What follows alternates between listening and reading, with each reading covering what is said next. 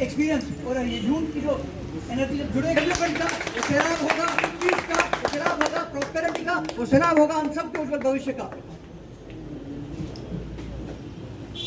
हमारी बाकी टीम बनी है, उसको मुबारक देना चाहूंगा और आप सबको अपनी तरफ से यकीन दिलाता हूं कि हम एक स्ट्रॉन्ग यूनिट बनाएंगे जिसकी आवाज पठानकोट से लेकर वादी कश्मीर गाजीपुर आगे होते हुए लद्दाख के खरदुला तक गूंजेगी। और क्या गूंजेगी वो मेरे साथ एक बार आप जिंदाबाद, अपनी पार्टी जिंदाबाद, जिंदाबाद जिंदाबाद, बुखारी साहब जिंदाबाद, जिंदाबाद जिंदाबाद। 3 एक्टिव मेंबर्स हैं, उनका सर एक बार नाम लेके मैं थैंक यू बोलना चाहता हूँ। तो एक साथ 2 मिनट आपके बता किया हमारे साथ एक्टिव मेंबर्स थे और जुड़ते आए हैं, आज तक जुड़ते आए हैं और आगे भी जुड़ेंगे। मैं उन सबका अपने दिल से थैंक यू करना चाहता हूँ जिस प्यार हमारे सीनियर लीडर्स से, बाकी सब यहाँ पे सबका नाम लिया है। शंकर से फिर का तलवार की मोहताज नहीं, अपनी पार्टी की हिम्मत किसी हथियार की मोहताज नहीं। लोग ओटू से लगाए हुए चूमते हैं, अपनी पार्टी की शोहरत किसी अखबार की मोहताज नहीं। कराया तो ओवरऑल जो हेड कराया जुनैद मतू साहब से, जो मेयर भी हैं श्रीनगर म्यूनसिपलिटी के, और वहाँ जो वाइस प्रेसिडेंट साहब हैं हमारे इशफाक साहब हैं जिन्होंने अभी हाल ही में DDC का चुनाव भी जीता, और प्रोविंशियल प्रेसिडेंट हमारे खालिद राठौर साहब।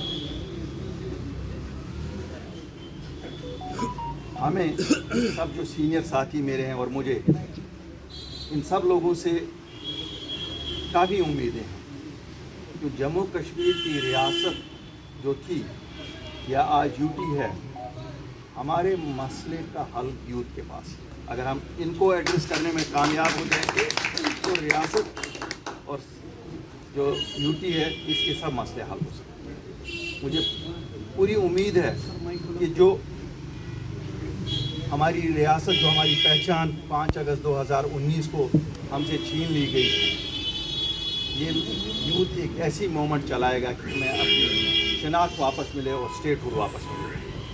मैं इनको खबरदार करना चाहता हूँ कि हमारे सियासी हरीफ जिन्हें ये मालूम है कि अपनी पार्टी का ये एजेंडा है, कोर एजेंडा है कि स्टेटहुड वापस लानी, ज़मीनों का तहफ़्फ़ुज़ और नौकरियों का तहफ़्फ़ुज़, क्योंकि 2 चीज़ों में हम कामयाब हो गए हैं।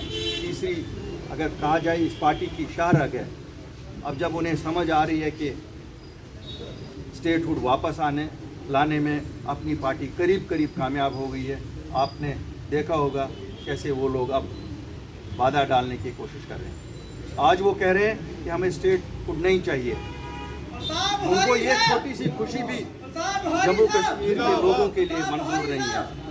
तो इसलिए सबसे बड़ा चैलेंज जो यूथ को होगा वो ये होगा कि लोगों में जाएं और समझाएं कि देखिए असल दुश्मन कहाँ छुपा है।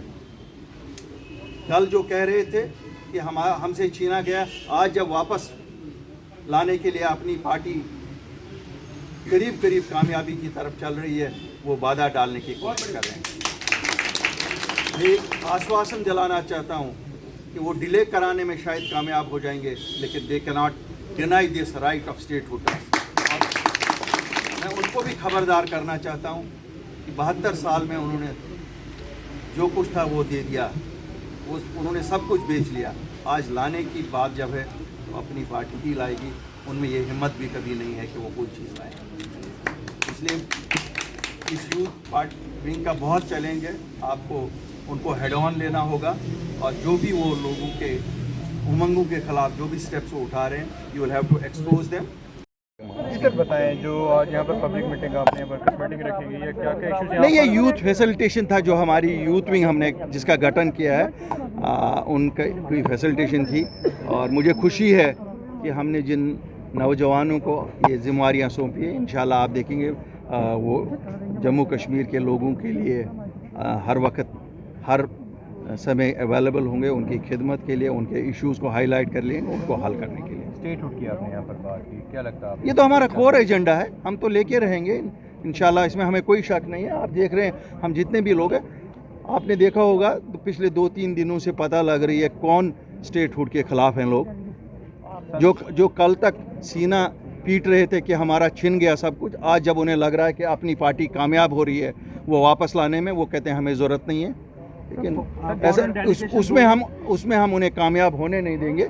हमने तो उस दिन अहद किया है जिस दिन ये पार्टी बनी कि हम स्टेटहुड लेके रहेंगे और इस रियासत को वापस लाएंगे जो हमारी रियासत सबसे पुरानी रियासत थी, और एक जम्मू कश्मीर के लोगों को अपनी सरकार दे देंगे। जम्मू में sir, Jammu Kashmir foreign invoice जो हैं sir, I wish them best of luck. They must have seen in Valley and now in Jammu also. We wish them best of luck. Property tax को लेकर काफी आपको लगता है कि जो ये सही वक्त नहीं है प्रॉपर्टी टैक्स लगाने का। क्या कहना है? नहीं, ये सही वक्त नहीं है, और हमारी गुजारिश होगी लेफ्टिनेंट गवर्नर साहब से कि लोगों की इकनॉमिक हालत बड़ी ख़राब है। कोविड था हमारे लिए, तो कोविड 5 अगस्त 2019 से ही से है, इसलिए गुजारिश होगी कि इसे डेफर किया जाए। Let a popular government come and that take a call on it.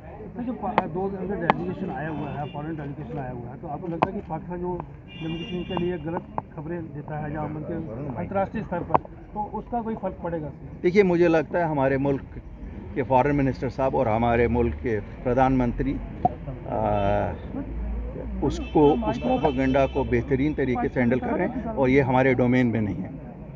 Election के लिए क्या कहेंगे? क्या वक्त आगे जल्द से जल्द, ताकि नंगे हो जाएंगे वो लोग, जैसे लोग कल नंगे हो गए कि स्टेटहुड नहीं चाहिए, वही इलेक्शन की भी मुखालफत करेंगे। क्यों? उनको तो कुछ नहीं चाहिए, उनको तो शख्सी राज चाहिए। पहले वापस आने चाहिए। वो छोटी बातें हैं, उसके लिए कोई बात नहीं है, वो छोटी बातें हैं। कोई भी चीज़, चुनाव जल्दी हो जाए।